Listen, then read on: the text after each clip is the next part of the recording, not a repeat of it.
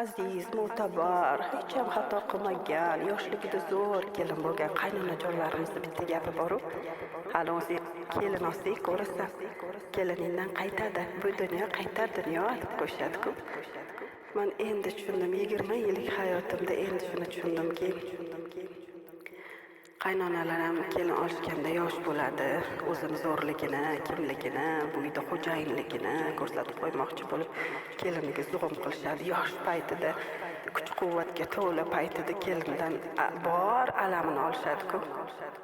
Meni ham yosh kelinlik paytimda qaynonamning bitta mashhur gaplari bo'lardi. Hammang o'zingni bilib, o'rningni bilib yur. Hozir ko'tingga deb boraman, tuguningni olib ketasan, dirdilar.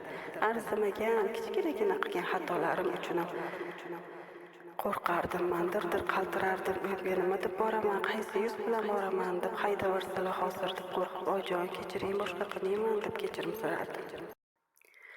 Shunaqa qilib yosh kelinlarga o'zini ko'rsatib, o'rnak bo'lib, qizi bilan har kun telefonda g'iybatlashib, qo'shnilarga yomonlab, shu uyda beminnat xizmatini qilayotgan, osh-ovqatiga qaratgan kelinni har kuni yomonlab, kelinni ko'ynini qoldirishadi.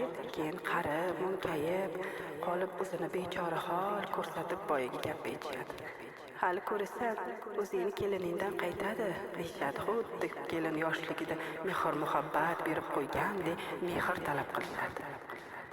Endi shuni tushundimki, mehr bersang mehr olar ekansan, qahr bersang qahr.